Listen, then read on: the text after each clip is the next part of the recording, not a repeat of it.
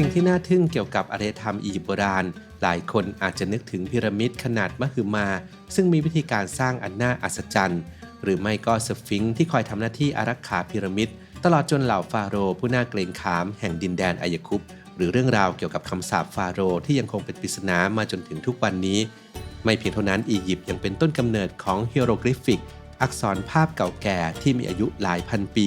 และเป็นต้นกำเนิดของระบบการเขียนในดินแดนอียิปต์โบราณ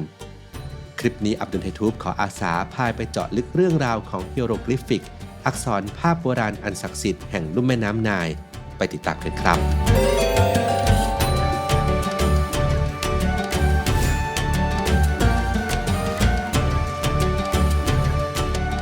1. วจนะแห่งเทวะสู่จารึกอันศักดิ์สิทธิ์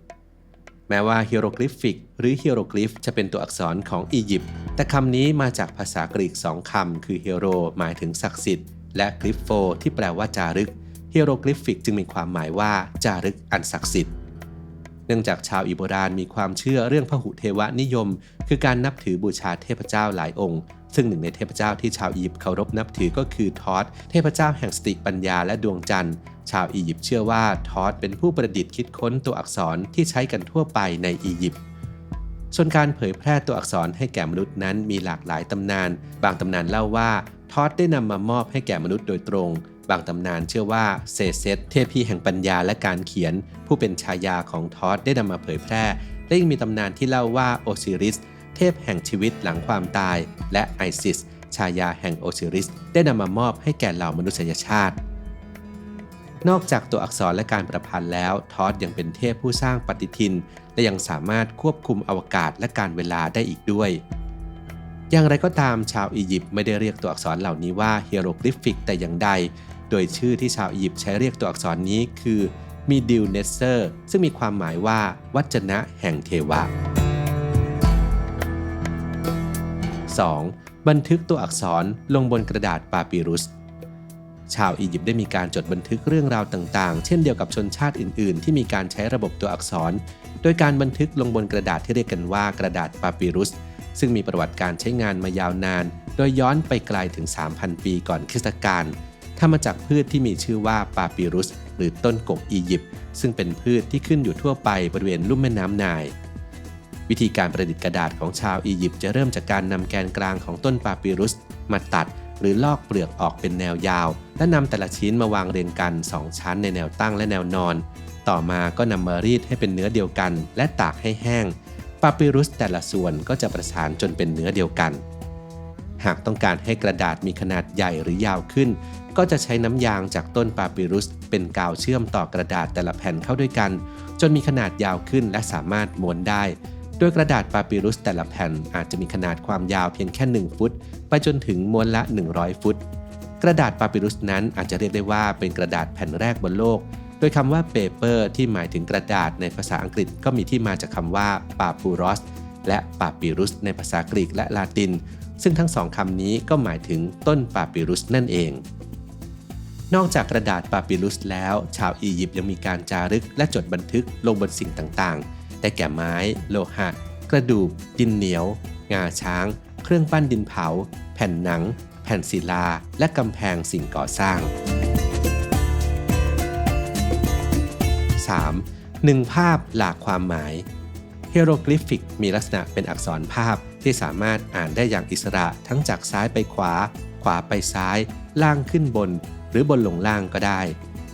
ตัวอักษรฮีโรกลิฟิกนั้นมีจำนวนมากนับพันแบบแบ่งออกเป็นหลายประเภทเช่น 1. ประเภทพยัญชนะ1 ภาพจะแทนพยัญชนะ1 ตัวเช่นเดียวกับตัวอักษรลาตินได้แก่นกแร้งแทนพยัญชนะ A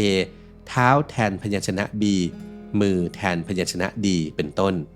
2. ประเภทพยางค์1 ภาพจะออกเสียงเป็น1 พยางค์โดยเกิดจากการผสมผสานกันระหว่างพยัญชนะ 2-3 ตัวขึ้นไป 3. ประเภทคำ1 ภาพจะมีความหมายเป็น1 คำตรงกับภาพนั้นๆอักษรฮีโรกลิฟิกเป็นอักษรที่เก่าแก่ที่สุดเดิมนั้นมีความซับซ้อนมีการเขียนเป็นรูปภาพอย่างประณีตบรรจงและต้องใช้เวลามากในการอ่านสามารถพบได้ตามอนุสาวรีย์และสุสานของผู้วายชน ต่อมาระบบการเขียนของอียิปต์ก็ได้มีการพัฒนาไปตามยุคสมัยมีการปรับปรุงพัฒนารูปแบบฮีโรกลิฟิกให้มีความซับซ้อนน้อยลงกลายมาเป็นตัวอักษรฮีราติกที่ใช้กันในกลุ่มนักบวชสำหรับพิธีกรรมทางศาสนาการติดต่อค้าขายและในเอกสารลับและนอกจากนี้ยังมีการนำมาจารึกลงบนเครื่องปั้นดินเผาอีกด้วยนอกจากนี้ยังมีการพัฒนาตัวอักษรให้เป็นแบบย่อและซับซ้อนน้อยลงคือตัวอักษรเดโมติกซึ่งใช้กันโดยทั่วไปในช่วง7ปีก่อนคริสตกาลทั้งนี้ตัวอักษรฮีราติกยังคงมีลักษณะของรูปภาพจากฮีโรกลิฟิกในขณะที่อักษรเดโมติกแทบไม่เหลือร่องรอยของรูปภาพอีกต่อไปนอกจากระบบการเขียนแล้วชาวอียิปต์ยังมีการคิดค้นระบบตัวเลขขึ้นมาโดยมีลักษณะเป็นอักษรภาพเหมือนฮีโรกลิฟิกโดยเส้นตั้งตรงแทนหลักหน่วยเส้นโค้งแทนหลัก10เส้นก้นหอยแทนหลักร้อยดอกบัวแทนหลักพันนิ้วมือแทนหลักหมื่นกบแทนหลักแสนและมนุษย์แทนหลักล้าน 4. มีเพียงไม่กี่คนเท่านั้นที่อ่านเขียนอักษรฮีโรกลิฟิกได้อารยธรรมอียิปต์นั้นเจริญรุ่งเรืองและยิ่งใหญ่เกรียงไกรมานานหลายพันปีหากแต่อักษรฮีโรกลิฟิกนั้นมีเพียงกลุ่มคนแค่ 5-10% เท่านั้นที่สามารถอ่านและเขียนได้ซึ่งก็คือเชื้อพระวงศ์ชนชั้นสูงและนักบวชผู้ที่สามารถอ่านและเขียนฮีโรกลิฟิกได้จะได้รับสิทธิพิเศษต่างๆได้แก่ไม่ต้องเสียภาษีไม่ต้องเกณฑ์ทหารไม่ต้องทำงานใช้แรงงานและยังได้รับเลือกให้ดำรงตำแหน่งสูงอีกด้วยชาวอียิปต์มีการใช้ฮีโรกลิฟิกมายาวนานกว่า 3,000 ปีจนกระทั่งยุคที่ราชวงศ์โทเลมีได้สิ้นสุดอำนาจลงอารยธรรมกรีกก็เริ่มเข้ามามีอิทธิพลในอียิปต์และภาษากรีกก็กลายเป็นภาษาทางการที่ใช้กันภายในราชสำนักอียิปต์ในเวลาต่อมาอีกราว600 ปีจากนั้นอาณาจักรโรมันก็แผ่ขยายอำนาจมาจนถึงบริเวณลุ่มแม่น้ำไนล์ในปีค.ศ. 384จักรพรรดิธีโอดอซิอุสที่1แห่งอาณาจักรโรมันผู้ซึ่งมีความเลื่อมใสศรัทธาต่อศาสนาคริสต์อย่างแรงกล้าทรงออกพระราชกฤษฎีกาห้ามไม่ให้ชาวอียิปต์นับถือศาสนาดั้งเดิมของตนจึงเป็นจุดเริ่มต้นของการสิ้นสุดการใช้ฮีโรกลิฟิกขณะนั้นชาวอียิปต์ที่สามารถอ่านเขียนฮีโรกลิฟิกได้ก็มีจำนวนน้อยนิดจนแทบจะไม่เหลือแล้วและในปี 391จักรพรรดิธีโอดอซิอุสก็รับสั่งไม่ให้เข้าไปประกอบพิธีในวิหารต่างๆที่ไม่ใช่วิหารของศาสนาคริสต์อนุสาวรีย์และสุสานอียิปต์จึงไม่มีการจารึกหรือสลักฮีโรกลิฟิกอีกต่อไปวิหารแห่งสุดท้ายที่มีจารึกฮีโรกลิฟิกก็คือวิหารฟิเลหรือที่รู้จักกันในชื่อจารึกแห่งเอสเมดอาคอมสร้างขึ้นเมื่อปี 394จึงเป็นจุดสิ้นสุดของการใช้อักษรฮีโรกลิฟิกรวมถึงภาษาอียิปต์ก็กลายเป็นภาษาที่ตายไปในที่สุดแม้แต่ชาวอียิปต์ในปัจจุบันก็ไม่สามารถเข้าใจภาษาอียิปต์โบราณได้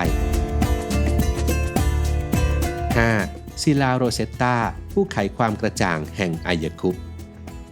การเวลาได้ผ่านล่วงเลยไปจนถึงปี 1798 เมื่อนโปเลียนโบนาปาร์ตจักรพรรดิยอดนักรบแห่งฝรั่งเศสได้เดินทางไปยังอียิปต์พร้อมกับนักวิจัยจำนวนมากเพื่อศึกษาเรื่องราวต่างๆเกี่ยวกับดินแดนไอยาคุปแห่งนี้ในอีก1 ปีให้หลังก็มีการค้นพบศิลาแผ่นหนึ่งในขณะที่กำลังขุดค้นเพื่อทำการสำรวจที่เมืองราชิตหรือเมืองโรเซตตาศิลาแผ่นนั้นจารึกด้วยตัวอักษรที่ต่างกัน3แบบคือฮีโรกลิฟิกเดโมติกและกรีกโบราณคณะสำรวจพยายามถอดรหัสที่จารึกบนศิลาดังกล่าวเพื่อศึกษาถึงความเป็นไปในอดีตและในเวลาต่อมาก็มีการตั้งชื่อหลักฐานสำคัญทางประวัติศาสตร์นี้ว่าศิลาโรเซตตาโทมัสยังนักวิทยาศาสตร์ผู้รอบรู้ชาวอังกฤษได้เริ่มศึกษาจารึกบนศิลาโรเซตตาเมื่อปี 1814 โดยอนุมานว่าสัญลักษณ์บางอย่างออกเสียงเป็นชื่อของราชวงศ์อียิปต์ก่อนที่ในเวลาต่อมาชองฟรังซัวชองโปลียงนักประวัติศาสตร์และภาษาศาสตร์ชาวฝรั่งเศสจะสามารถถอดรหัสและแปลความหมายบนศิลาโรเซตตาได้สำเร็จเมื่อปี 1822 โดยพยายามถอดรหัสโดยนำอักษรฮีโรกลิฟิกมาแปลเป็นภาษากรีกจากนั้นก็ลองศึกษาพระนามของพระราชวงศ์อียิปต์จากเสาโอเบลิสที่เมืองฟิเลชองโปลียงจึงสันนิษฐานว่าอักษรฮีโรกลิฟิกแต่ละตัวไม่เพียงแต่แทนพยัญชนะ1ตัวแต่อาจหมายความถึง1พยางค์หรือ1คำก็ได้ข้อความจารึกบนแผ่นศิลาโบราณนี้ก็คือสารจากนักบวชอียิปต์โบราณที่ส่งถึงฟาโรห์โทเลมีที่5ซึ่งได้จารึกเมื่อ196 ปีก่อนคริสตกาลความสำเร็จของการไขปริศนาในครั้งนี้ไม่เพียงแต่ช่วยให้เข้าใจระบบการเขียนของอียิปต์โบราณเท่านั้นแต่ แต่ยังสามารถทราบเรื่องราวเกี่ยวกับประวัติศาสตร์แห่งดินแดนอายคุปได้อีกด้วย